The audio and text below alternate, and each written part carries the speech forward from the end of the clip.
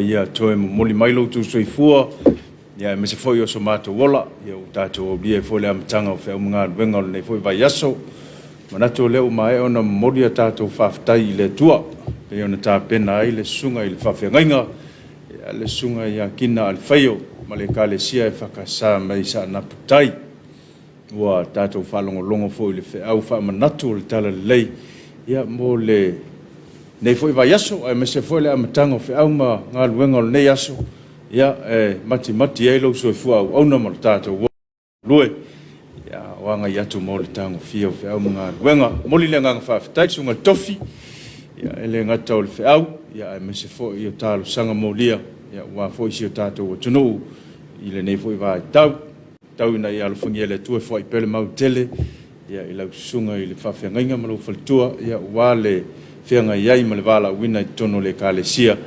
ia mesio le kalesia wa mana au ia fifia lava e toi fatalo fatu le foi o mase lua ma le sunga pule ia wal tatu Talofa Samoa ma lole soifu maua langi ma lole alfa le tau fata ia fatalo fo ile paanga masan del tatu Talofa Samoa ia fatalo fo I paanga le EFKS TV o le televisi lo ainga ile alfa mai nei tai fo fai unga o me to na yaso ia tatu o lian masina lo no nei tau sa ia mai dia ko ilo maka kusis ngafu ya fatal fatul alfa mai fatal fo tama le kalesia mo la to fultua e fa pel no fa fe ngai so se fio anga so se kalesia sa mo nei matu no mau fatal fo fa urulunga so se kalesia o lo tau patia le tala le lei sa mo nei ia matu no mau le au fenga luenga to fia le tua fatal fatul tatu por kalame le tai au ia fatal fo I le tapu inga tai o tatu malo ia ila wo fionga le malo ma siofo fa pe fo il sui il fono sui to fia malo faltua te mai tai pale mia minister ka peneta o le fonga fetalai sui malo mo le pale mene fatal fa felo ia tu malo le pale malo fo il soifu maua ia mese o fa ulunga mtanga wenga se al malo pisi nisi tu maoti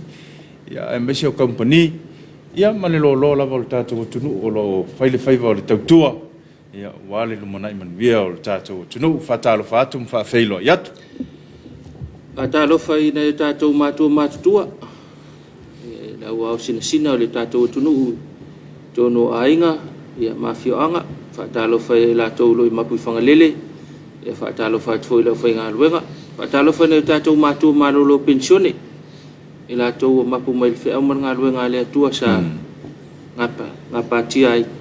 ia malole fa mai le ta hopo fe la vo mau mai tato fa se longa ia alo fa tele atum fatalo fa tul tato Talofa Samoa ile nei ta au ia fatalo fo ile tapu inga le sungal to ina ia mesio le pulenga afalatai ia msamtau sa fianga I mtato finga lotu vaso utea fa aftai tele I lotu saufo ia ile fianga iai ma le fo I ngaluenga tele sa fi tai tunga iai ia fa man me pele tua I faiva matute o lo fianga iai pulenga ai fatalo fatum fa felo ai fo ia ile sungal to ina mal faltua mesio le fainga wenga maulato faltua ia ile pulenga si umu ia masafata o le wa amtalia la auto ngal wenga ne foi vai aso mesio le tapenanga o tato fainga lotu ia mato te fatalo fatu fa felo yatu malole soifo mawa fatalo fa ile motu sai fatalo fo ile ia manono ma polima malole alfa mai ni tai au ya tono manuela la mai o sasae ya malai tulangi le lao Amerika ma wai o le sa uni le sapati ya sai le so ya fatal fatul tatu Talofa Samoa ya manuela le anga tu le fainga malolongo le sapati ni yaso ya fa pe foi le ngaluenga la fainga luenga ya wale spa io le li manuia malolonga la fenga iai mos fa singa malosi tino mafau malanganga ia wa ia le aspa ia le li ia fatalo fatu tatu Talofa Samoa ia fatalo fo ile apitanga o mapu whangalele na i o tātou mātua mātutua o loo whapea o na no pia iai ia ai mese fo i o ngā luenga whita o loo whenga iai ma tamaitei sā ia mai lātou umalava o loo ngā lue ai manatu o le ua ala whai mai fo i le nei tai au fou ia ua maua le malo si fou ia vi ia le tua ia ai whatalofa mwhawhelo i atu le tātou Port Kalame ia i le nei fo i tai au ele faititia le whatalofa mal whamalo i le tātou company a Kotoni ia o lo lango mai pea i le lango ino le tātou Port Kalame le Talofa Samoa ia manatu lava na le mai al tau au o le tātou company ia i le mawhai ona whatau nui na le tātou Port Kalame tātou mafuta i lunga o le lau televisi Samoa nei ia whapea ia le upenga te whailangi ia mo i lātou atunu e mau ia whapea ho i lātou i o masangi ai kamanga i ngai wai laka le uango fo i ngai ngau le upenga whailangi ia le mele whea ngai mai ia whatalo whatu pea whapea o le ala leo maua mai le tātou Talofa Samoa le tai au ia ona o le lango le tātou company le ako Johnny whatalo whatu le lipule ia malau whainga luenga atoa tātou company ia ona o le lango ino le tātou Talofa Samoa ia mantuane le ako Johnny le lope isa u whaamoe ka penga mo sisinga fua ia ai maua ia le vai malu i ka ko whalo loa mar company le ako Johnny i le askulimi o whanguvai o aisa o juice so se mea ai maua ina o ice block ta maiti ia mavaanga uma ia whaamalia i ro manao ia pe a whai e vela lai lo whaamoe le te pena Saso se vai aso taua nei ia ai ngata voila ia o le company le Uncle Johnny ia wa le famna tuino le ono sulta sanga le tatu watunu ia le ngata o lo fa peon ta pena i nei taulang ia fa pe fo i ia fianga manu i tua i nu uma fianga o lo fa peon ta pena ina ia Uncle Johnny a wona ingalo ia te oe ia se fiso soani ma lo se Uncle Johnny ia wa ia aso fa pitol dato sisinga fo Talofa le official tau i maltaimi wa 2 minute te il tula fitu ia Talofa le pulenga ma le fainga luenga le official tau mulino ia le fua ma wa ia le talo tau ia mo tatou le so o le famtalanga winga lo wa le tau numero fitu pi o fitu mo nga sami o Samoa fa mawina le official le vai tau le lima le tau nei asunga fual nei tolus fulu me lua fa malusia fautuanga mo o nga sami fa malusia fautuanga mo o nga sami o le peau mo mafo le ea i sae o New Zealand o lo tu mau pea o na o maia o savile feololo fa solo na malosi o le matau polu e po savile mai sae fa pea ngalu mau mai sili atu le lua te sima le 5 mita i o nga sami o le tunu o nei a fianga e ono fa atu fa aititia mai le aso atai au pe atu mau le anga i mau e se atu i sae o peau mo mafole ea o loo fa malusia pea fautuanga mo o nga sami umo le tunu pe ia kai fa pea kalanga maua mai fa ingol version ke ngi ya ka ngai lenga nga ese a fianga mo le tunu e malosi savili o mta polu e mato fa ta ni so taimi e ave matatafe au so sami ta lima le fe nei ia e mo ese fam talanga o winga lolo wa le tatu tau ai ia o le famarsial na ia mai la version te nei o nga sam fautuanga mo nga sam ia talo tau mo va nga sa mo fa mo wina le official tau tu la afal lima tau nei asonga fual le tor sulo melu o lua winga tau o savile fe lolo le malo se tau polo lo ofti ai pesa mo mai ono afia ile tunu iao manai timu inisio taimi o le vaenga mo polu ile so e awa o inisio temi fa pena i timu mai no yaina i William faitili atu maunga vaenga mo le motele sala fai awa o mana i timu fa pe William faitili ono yai e awa o inisio temi fa pena i timu ya mai ono yai William faitili atu maunga hei ese fa ingol kalor ka ko kawari peia wa ka fa alual fa upe kasi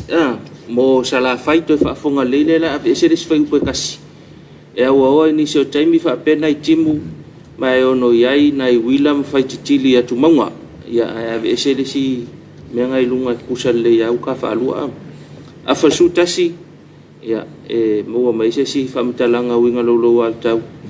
ia ko ko fa sa o mai lenga nga se mai o talo tau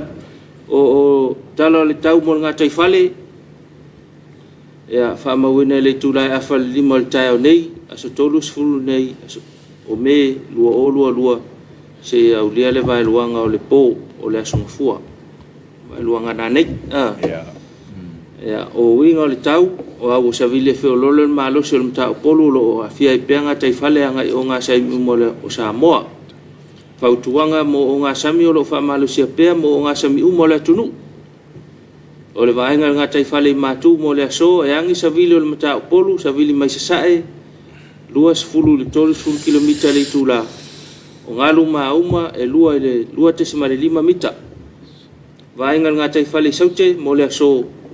e angi le savili o mata o polu savili mai sae e luas fulu le tolus fulu kilomita le tula o ngalu mauma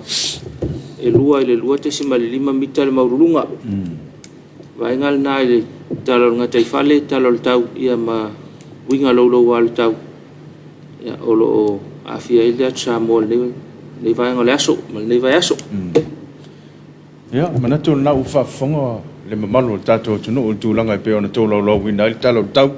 ya fua ya fe mga luenga le ngata le so ya me se fo le fanga so longa le vai aso ya I meo le afa pe ona tupu loto I fale o tato tunu ya tau tuana tau lo lava le tulanga pe ona matu lo wina le talo tau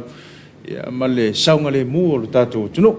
le ngata le neita ya me se fo le fanga so longa fe au le vai aso se langona episile so o nei to ia o tulanga lua pe ko ile talale na mai taluai ia lo na winga la faisina pisiol taiao ia me se lava il talfa ta Ethiopia ia tau longo pel ta tu saunga le mua me se lava ta vale ia ile anga mai ia le fa so fo e malo ia ta tu ta vale il talfa ta Ethiopia pe tau nu mai ya sei tau tuana ane lau saunga le mu fa longo vai leo ya awale vai moli pe fa pe na ile malo el moli ya ole fina wina fo ole moli na nai fa nau ye no afia il saunga le mu pe fa pe wa mana wa ki alu ku lo fa nau lu mole ole fa le onga ya mana e fo ile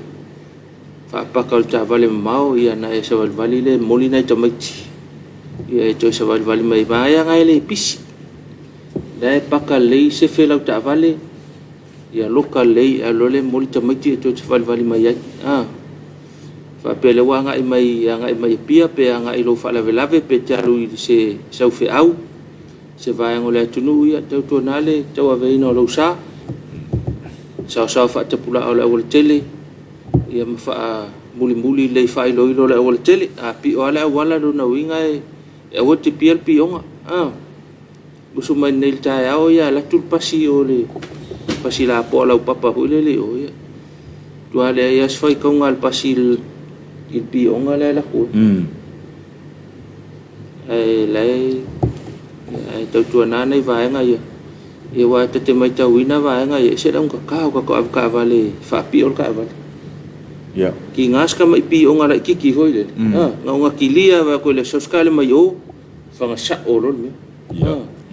ya vai nei vai nga na ya e fain kan ko ku pe fa pe o masang yol fain nga yo tul te mi foi le ki nga va ya ko lo sa le ska va le fai ya nga o masang ni fai ya la ve ai lo la yol ta vale mana vai nga mo fa pe na ya tau tu na ta tu nu o ta tu tau longo sa ngale mu o tato Komiti le ye tato temin nei o le la sanga lua ye tato tato na lau so lau telefonga ya o tau singa o le vai no fonga faitele ya male tau aveina o le vai la au foi le tafe au ya po le fano fo yo au temi uma ile fale ya po fe lava ya tau na nei vai ngana e mole tau aveina o tātou soifua malolo ina lau tele ma le lana o lo afia pe tātou le whaamai ma lau whai mai le tai o le tuangai wa to tele tangata o maliliu o COVID ia lo nau inga ia kaunga ko whaitete lana ua to tele tātou wa maliliu o COVID ia o le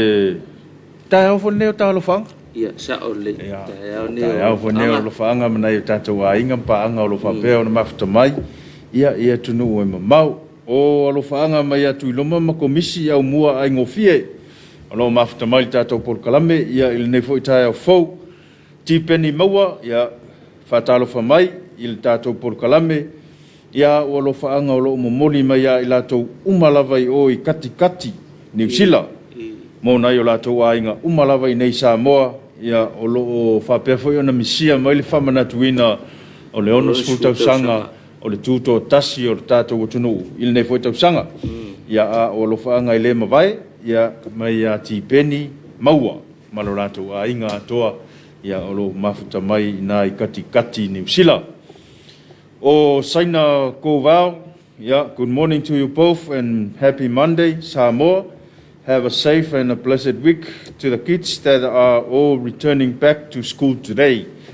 Remember to stay safe and healthy. Ia manuia le ia so i mga wenga la whenga iai. Ia o lo whaanga fo i mai a Ana Leone. Ia o lo o mafuta mai melepone. Ua te ale whae tae au. Ia i la tau na melepone. Ia manato na ua whawhiawhia ina o tō no ngā ua sampingir ko kai ko whik. Ia mana ia o tinini teleuli te o whaloto. Ia mafuta mai Amerika. Ia o lo whapea foi ona moli mai ona lo whaanga. Ia il tātou polkalame nei vanga o le tae au. Ia manisi foi o lo whapea ona taumwhai mai. Ia o le asol nei o tātou lo whaanga i le tae au nei. Mai le teimen nei anga i atu le valu tae au. O le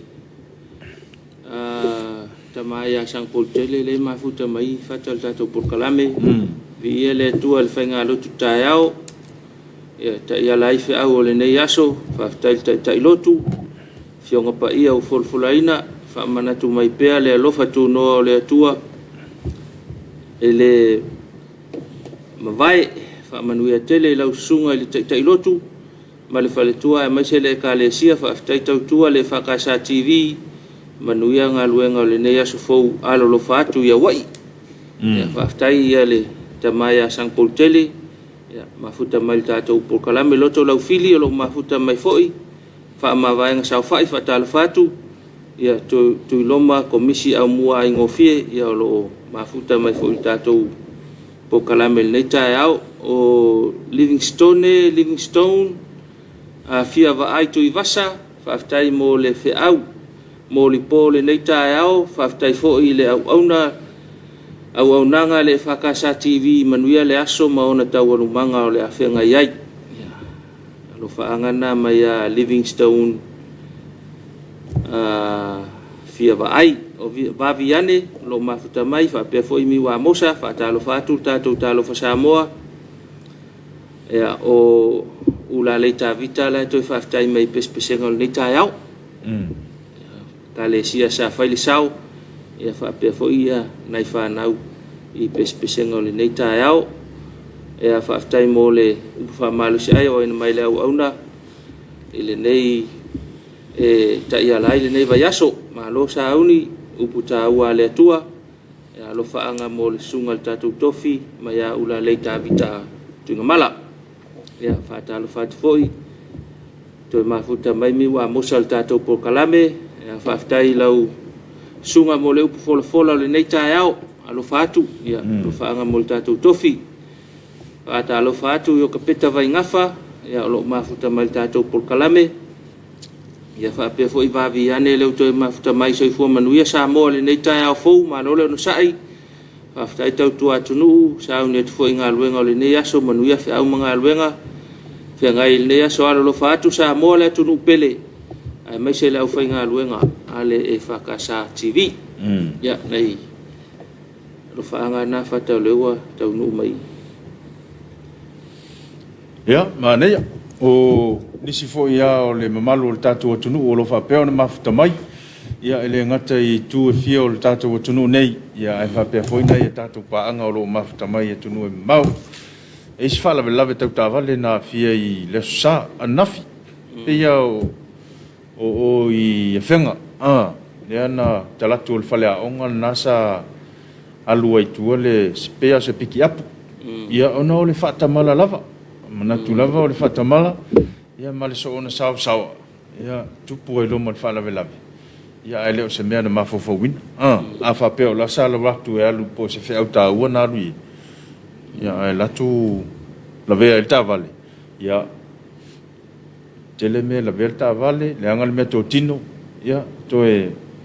maua i mamanua le am tavale. Ia o mea na te tau peo na sila sila iai.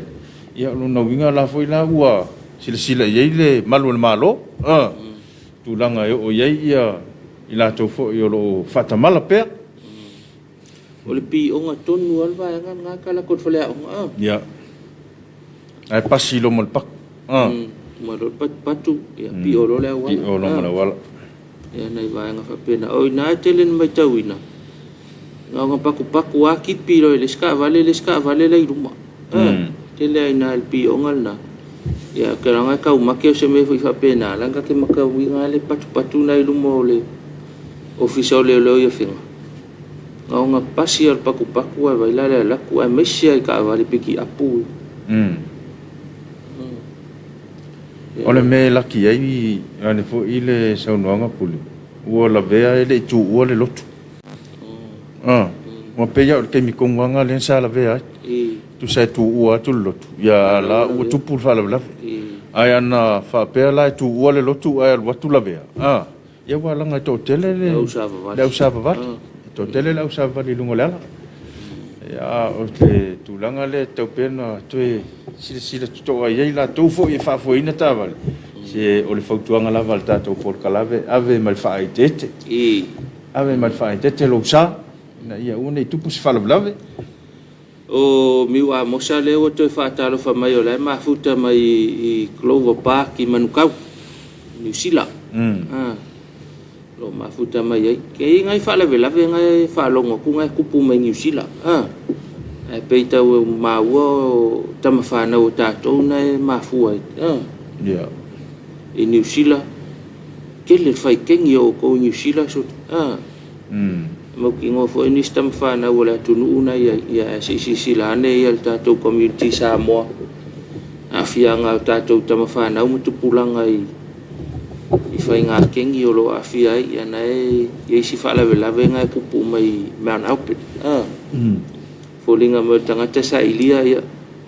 O ke langonga lea ia ma se si a whai u Samoa o i se singu o Pasifika e whai o il whai unga ngal Samoa.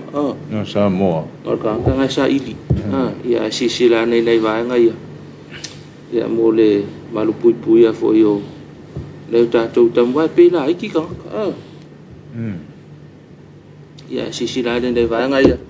Talofa atu tātou Talofa Samoa. I tātou paanga i au kilani New Zealand o David o lo mafuta mai tātou porkalame i le nei tae au whaatalofa mai foi ea o vao Malaysia o lo via le li i le nei tae au fou a mene whaatalofa mai tātou porkalame whaitoanga tolua ea good morning, God bless Samoa e whakasa ea manuia le aso ia talo sia le whanau whia ngai ma tau tonga le nei aso oi whoringa maila e se ngase o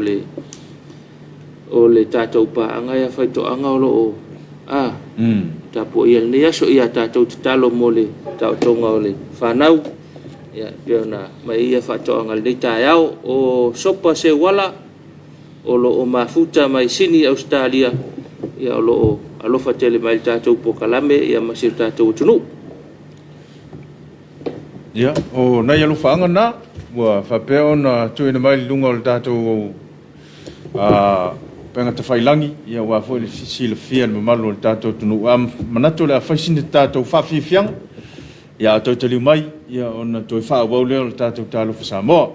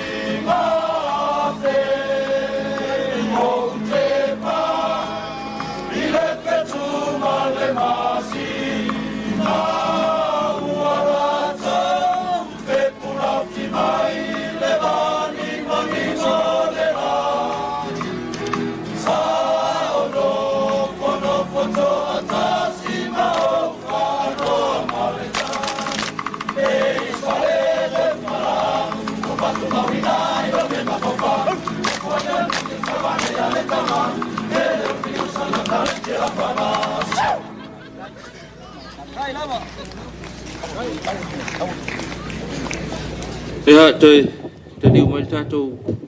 Talofa Samoa na whawhiawhianga ia whanofo malu ai foi lai mai le tai a fo I lau sila mai malmaua mal tatou por kalamel nei taiao afale tu la fitu ia fatalo fai tapenanga tamama tina nei taiao ia wale uto ya ia nei fana witi le o tulanga lua na lola fatina ia le sa tapena mai la uma kuale nei vai aso wotea ia ele foa tapena le au vai ngala iti a ko mo foi la le si ko ula vale le fai na o ila onga ia e fafte malo la fa talo fa ya auto ngalo nga fai pe e tapena nei fana ia mo a onga ia status fa talo fa tu talo Samoa au malong ku ka mai to sa le fa o mau fe au ngai fa mai nga na mole fa talo fa ni taiao ia mana tuai auto fa talo foi fa tele mtanga luengo toi fo malo loina ia fa pe fo mtanga luengo leo mtanga luengo fuimu o le alo sa fa le tise ia fa pe fo le mtanga luengo le suavai talo fatu nga lue auto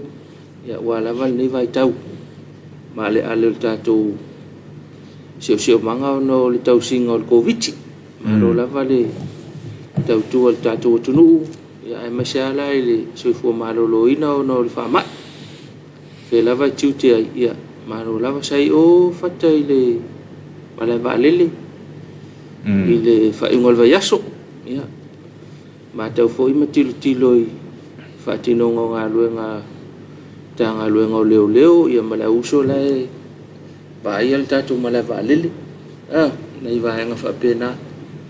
ya malo la vanga lue tau tu se tatu tunu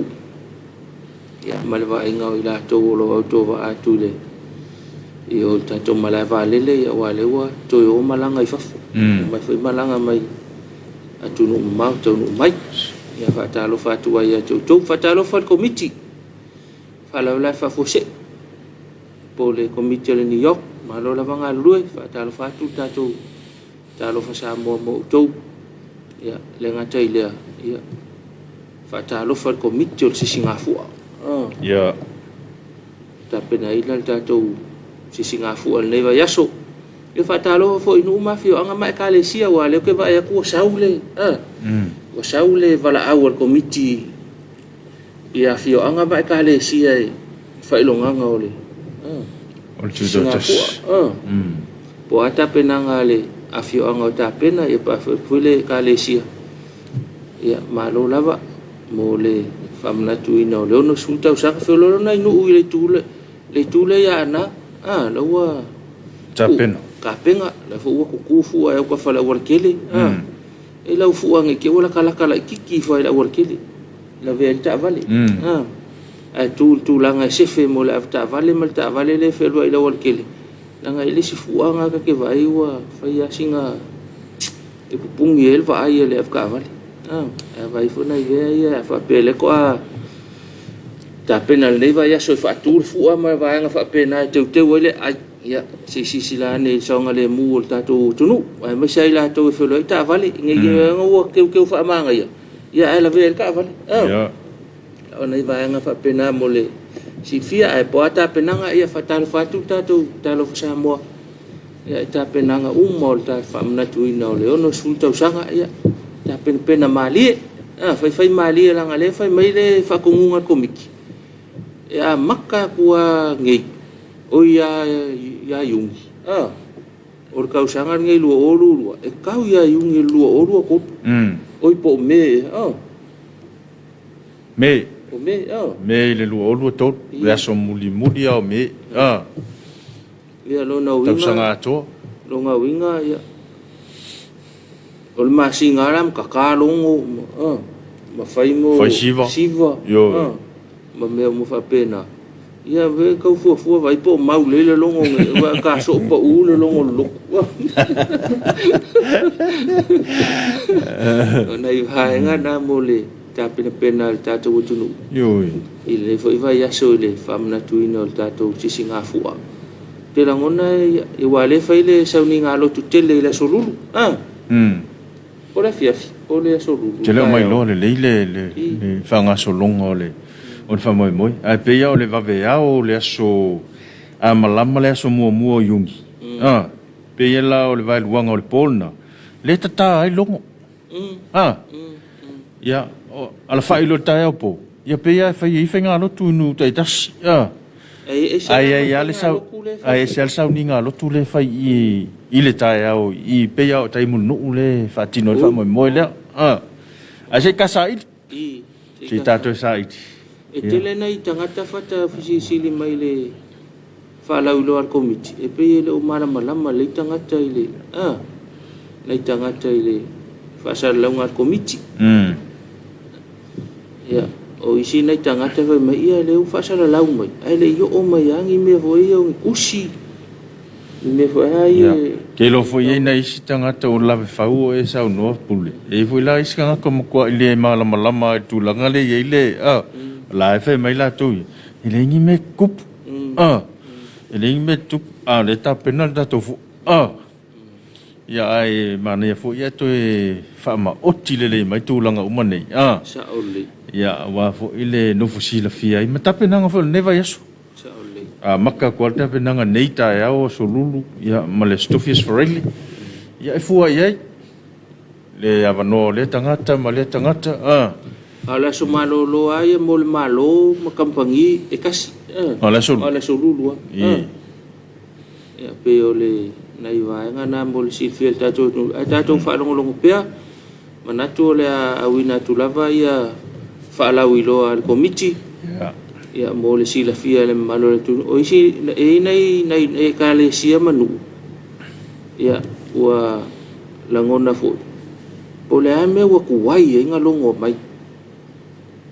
longo mai le so lulu le vaso lente nei le so lulu nei o le vaso nei e fa tau nu oi kai lo ngai ke wo manga longo ngisi me lama singa e pesa konga ngalongo vabe o la kula nga le wo longo vaso lente nei le fa pe fa mo o le vaso nei e fa fia masalo ye wa fu la wa la le fa nga e masina ma na lo po la wo longo e fa pe ya sa ni mai o to o le masina au kuso po se tema to te fa fia o se me fa pena se vanga nala ke wo longo vaso le ai fa fia wo fa ya la situa ho yo mena le lango nai le nai tangata no le fa longo mal TV le so lulu wo fa la wilo atu ia ma me fa tino ia la mo ko ke ia ma fa nai va nga na mo le sila fia o levi luki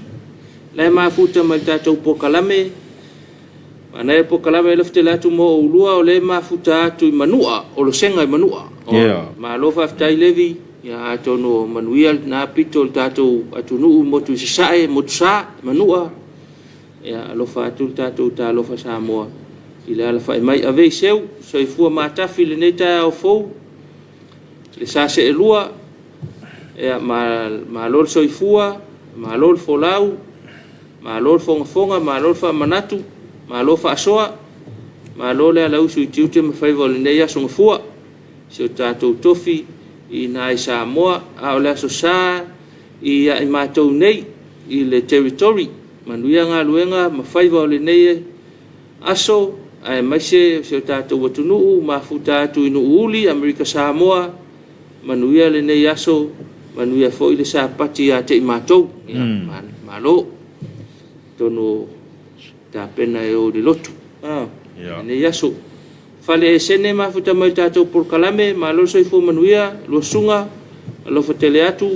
mo ulua manuia lo por kalame ya afta yuso ma futa mai tatou por kalame ya lo fat fu tatou talo fa Samoa manuia fe au manga luenga o le afia ngai ne yaso o sorry ka wokil vai ka ko wari o sinale mo ui na fanua Timwalatea ka fiwe fai ka ule ngoa so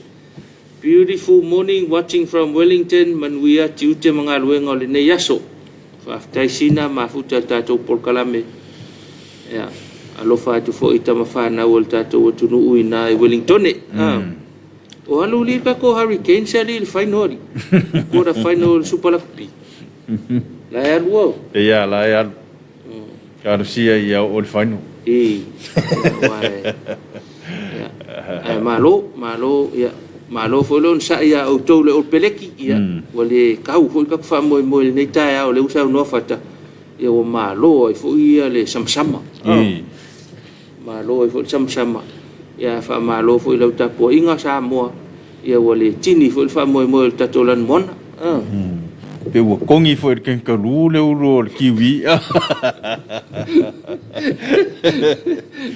o nisi nei o na yelo faanga o taunu mai o saupule tangaloa Josefa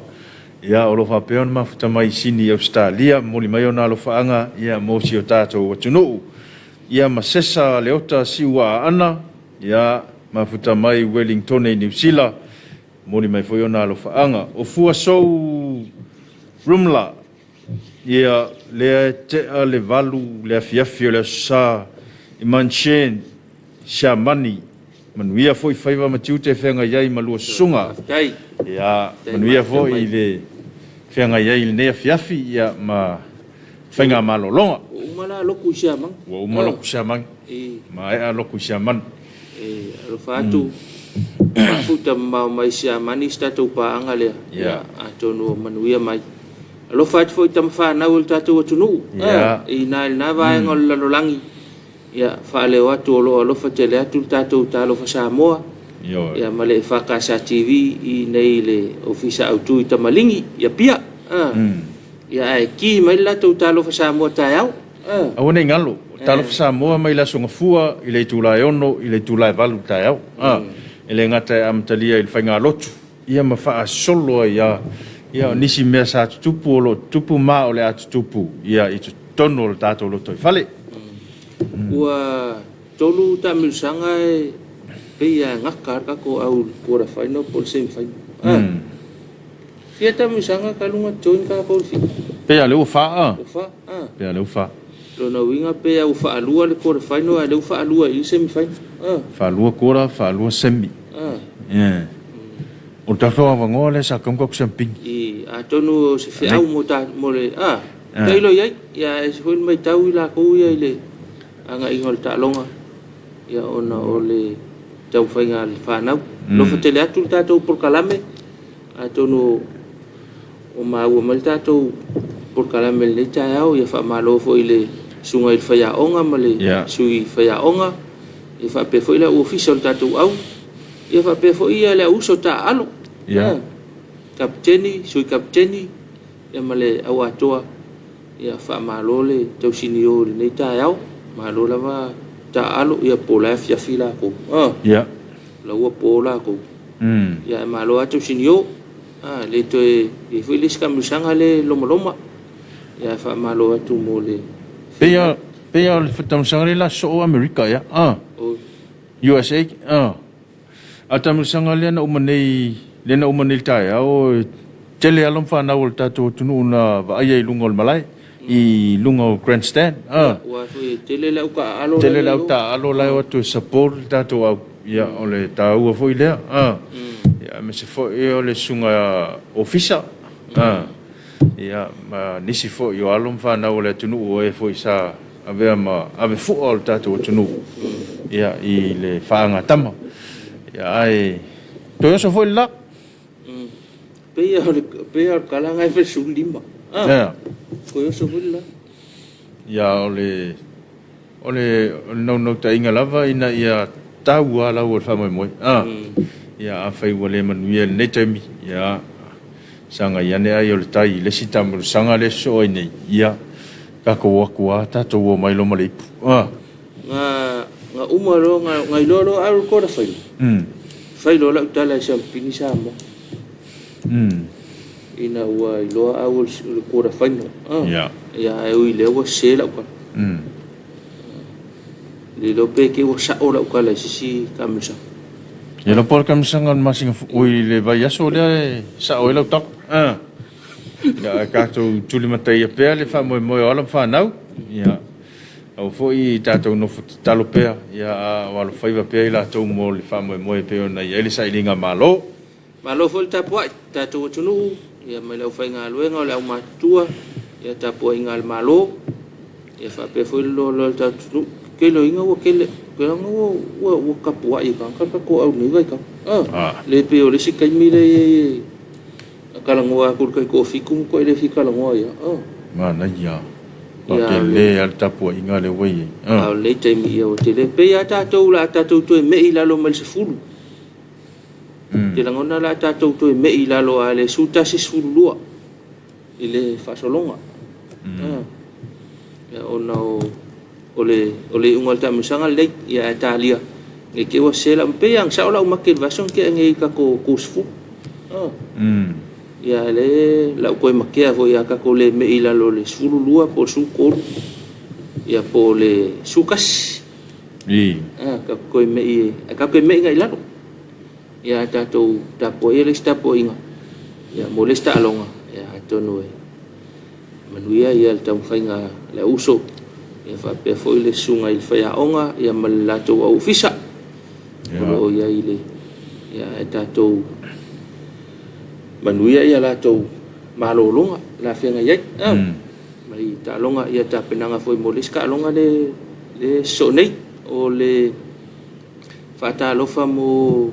le uso le wa le ka ko kan ngol man Samoa le ave fua ya ave fua foi la ulia o ingalwe fa vai tem ya Talofa mo to ya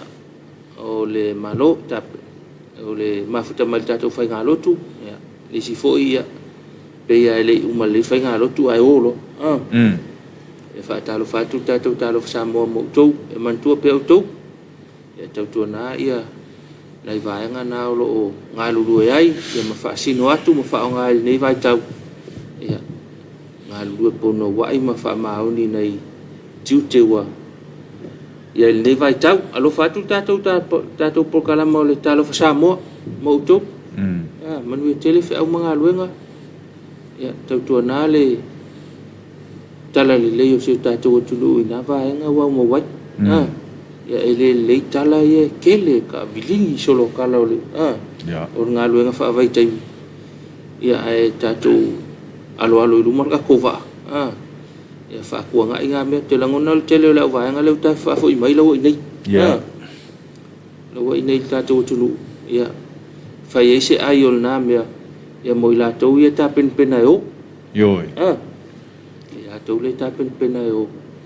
ya mo le se fiel tu tawale semena se vaenga na yelas farile fatta no yelas farile ile tetalaina o le fae lauloina o le tato apprentice scheme ngalu lue va tolu ai le mtanga luenga ala manuia malepa o le SQA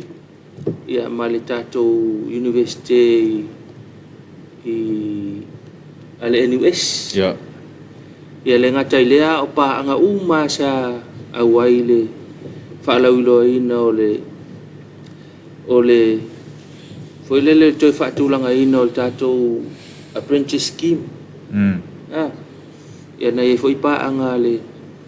al tato tanga luenga ya male NUS male SQA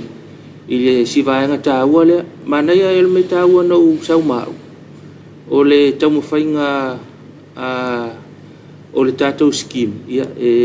mo fa na foi ele umale a onga le umale senga sulu tolu ya pele uma foi le senga foi le UPY le ya lua o ile NUS ya pele uma foi senga sulu lua pe ya ole tamu fainga la ole tato scheme ya ole toe apo mai o whanau ia ine mwhaiona to e fo i e whainga ruenga ia mamaua se tu spasi ia o Talofa atua i le tamaitai pule lua tamaitai a sau ia whapea fo i le sunga ia tanu vasa Solomona ia male au whainga ruenga le MCO sa mafutai ia whapea fo ia le tanga ruenga le SQA ia ilonga tawaloa ia fa pe fo ia le vaenga le NUS fa Talofa tuai pe fa pe o mau malta to fa longa le ngata fo ilea ia o pa anga sa ia uma ila to lo o mafaiona au mai ava ngo fainga luenga ia e whaafai ngā luenga ai nei whanau ia. Ia pe a whaape i tutonu al pulkalame leo le apprentice scheme. Ia le whaailoa ai tāua, mana ia se ailoa lea, e valu ia fui, matata le tonu o le vaenga lea, o le insinia, pe sa o la umaki, o le insinia, o le palama, o le uelo, o le faimoli, o le sole, ia ngakai ngalo umalosi, o le manatua. Ia o traits, o vaenga na o le whaasamo ina o le whaivalo filima. Ia o matata na atonu fo whaafonga mai whanau o ilunga o le level lea. Ia po ila tau lea wa kaualu e whaau manga. Mana ia lo vili fo i le MCO. Whaaso tai fo tatou vaenga lea ale ala manuia malepa. Ia fesili mo le porkalame le apprentice. Ia ona mawale sa matalanga mo oe. Po ani ala mwhainga e alu kong. Vaenga whaapena ia mo le silfia. Ona itala na sa mea sa tupu foi fa ingo lava yaso. Taua, mana ia foi le whamanatu ia mo tupulanga talavou. Le waanga foi le uma onga ia le muso o he sueninga luenga. Mawale avanoa e toi wha wau wai. Ia pea whapea e finangalo e toi wha wau leo la o wina. Whataro whatu le official whamatoto. Ia ia i lato fo i o fomai. Lim tamatai fo mai ia o tau soi fua ia ai me se fo i la tau lo fa pe ona ia i tonu le fo i au onanga ia ma tau te fata lo fa felo ia tu ia ele fanga lo ina lava o tau ia ele nei fo i vai tau o lisi maso le fesili mai le stalonga ele o maua ai pe ia o Las Vegas ai pe ia ale o pe ia o Augusto Tamu sanga lea. Ele la tamai pe au kuso. Ai a tonu leo pe ko on kai ar ka ko Talofa. Ai mau atu lo maltar. Ya to ki mai la Facebook po lau televisi tai au lisi ya e mau atu ai le taimisa o le sta longa tato au tato fitu. Ai ma lo lava ma fita mal tato por kalame. Ya lo fatu ma manuel ne ya su fa ma renga Johnny tautila talo mal tato por kalame ya ma lo la Johnny manuel fa ma renga ne ya so talo fa mo ila to malava ya fa ilonga la to so fu le so tolu fulu ne yo me ya lua ya yele lo fa le tu le so fu fa soa ya fa pe fo ile la ma lo ina tale ni manga va ya po fe lavo lo pia yai Juti mafaiva ya li ele li wa li mai ya ma au mal sabalinga ile asol nei so fu mai ya talo tato por kalame ya fa tele pe le tu ni sia so fu ya le ngata fo ile fa tele le malo siltino ya wa te ese lo fenga ya alo fa anga mal tato por kalame talo fa Samoa ya po fe lavo la fa ilonga ilo so fu ile so ya manisi fa moi le lope ye ni sina fai poi ponga ile so ya fa pe na fai poi ponga ile so ya manuia le menga le invest yoi a to ile fia tau sak a to ile fia tau sak le ngata foi le ni fa moi nga po le talaino le fa no vai nga fa pena ya ona so wa so ta wo uma ile nei foi tal fo ta to so fu ma ola ya ai manuia ola fa moi nga ya manuia tele ya fa moi nga au nanga le kalesia ya ele to tau failo ia tulanga o nanga masani lawa pe ona ia o nanga latina i malua ia fa pefo i ma tufulele ya lelo wa feane fsili mo le sunga le li pule ya ma wa se fiso so animo oe Talofa ile li pule mal faletua male ainga faya onga faletua ya awa o malua mal no fasu enga il tato polisi malua Talofa tu Talofa Samoa ile alfa mai pe ya no va aina pasi fo se fasi silanga tato wa ngo tuspa ia ilungo tato pengat fa lang ato no maua ya mana ya fo pe ana fa pi male ile Facebook al tato EFKS TV Anue atonu foi awana imisi ia fa pe ole ana no va il fa sal lunga fa ingol va yaso ia mo tatu ang tu spaia fa talo fa tu il so upol tatu ang tu spaia ia malo laval tawata il nei vai tau malo fo il fa to ia manu ia fa mga luenga la fa ngai mal kolisi ili nei yaso ia fa pe fo nei vai yaso ia fa talo fa fo il sunga te mete pule o le fale mataanga le kalesia le moenga ia fa pe foi mala ang tu siata ia fa yo yeni o fa mo moenga po ni au me alofa o tau ta pena tulanga fa pe ia mana ia lo wa feane ia i le moenga sili mo le sunga te mete pule ia mo ni si foi tulanga ia na esi le fia ia o ta pena so fa mo moe ole tato faltusi ole unanga sungal fa au ya ukuso mala fa ngaluenga telele o lo tato faltusi ai afe mai e uma lo fonga fa leono tato fale lanu me mata le luma fonga fa leono so o mal fale el tv so lo mal tato faltusi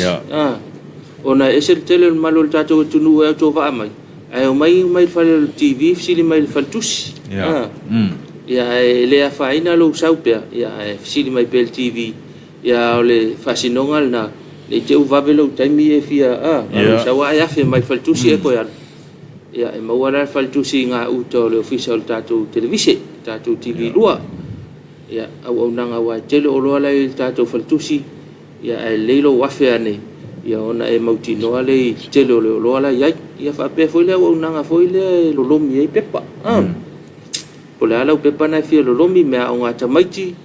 ia o le kala o lau wha masingonga pe wha pe le whai al wha masingonga o nai vaenga wha pe na se pepa ta ua e fia whai le kopi ia e ave teu ia o lo maua i tatou whatusi a whai tau a mata sau pisinisi a whai fo ua le lava le avanoa ia o lo maua avanoa i ni whunga whaleono a le leilo su mai e te sila iai ia fatal no foi le sunga ia tuala ia po le sunga ia ngaruvau ia mo nisi o tulanga e te fia mana o mia ina ia malama tili ai le tulanga e peona ia tau tonga ia o avanoa lo fa peona ia i il funga faleono o lona ka paka ia sefele le lau tavale ia so se taimi lava le aso ia o lo fa peona maua pakanga le lei ia wa fo i le faingofia i o ngaluenga uma Talofa i le lau frontele, lau fionga le taitaifono, matu taitaifono mo lu faltua. I talofa i le fai lau tusi ao, mal faltua, fa pel tau tupe mal faltua, ma lon soi fo mnuia. Ma lo fo i le alfa il nei tai au fo, fa talofa lau tamale kalesia. Lau fionga le taitaifono, mal faltua. Ia fa pe fo i le fai lau tusi mal faltua, fa talofa atu. Ia sui o le lau a fono tamale kalesia mal faltua. Ia fa talofa atu Talofa Samoa, fa talofa i lau nofo a komiti. Ale kalesia e fakasa, ma lo lava le alfa mai le tai au. Ia fa ululunga mtanga luenga, mtanga luenga uma tatou ofisa tonu. Ia fa talofa atu, ma lo le alfa mai tau tuana lau saunga le mu. Tanga i mai le ala. E ngata fo i le awane i ngalo lau tatufunga. Ia ma lau sanitizer mo au. Ia pe anga i mai tatou ngā luenga. O fa noi le ko asong fua ai anga i mai a matal tatou vai yaso ia ona fa so solo dai fo le ngalu ala ngale na fa le ono le usu mai ia a usu mai a matal vai yaso ia o mana ia tele ia a matai fo fa ngalu nga fa ai u ia me ia ai tatou tilo le so mo o yuni ia fa maru si mai nei wa le manolo so lu ia o nisi foi o le maloma company au al faya so livie lua e kava ko male so lu ia e tatu na sa ngale mu pe fa pe o tape mai ia manatu na o tatu taimi ia ai fa leo pele ngang fa tai ia i lo tu tali ina pe o ma tu tangata i maota malau al ne fu tai au ia e ale a fu sama tu wanga wa le tau tamadi i lau fa fonga au lau silsila ya fa mangalo so mato vai ya mana tatu tu e fela fo ila so tai au ma wai se si ona fa poponga ia o le tātou Talofa Samoa ia manuia le nei aso I whiau mga ruenga o le awhenga iai le tātou tunu. Wala ngalo leu TV I sau vaenga I whaalau iloa ma vaenga whapena ia masi whaasala lau ngā fo. Au nanga nā lau TV ia oa ia ngā ruenga le nei aso ia au manu whiau mga ruenga tāpenanga fo I mo le tātou aso whaamanatu le aso lulu ia au vai po I le nganga o le atua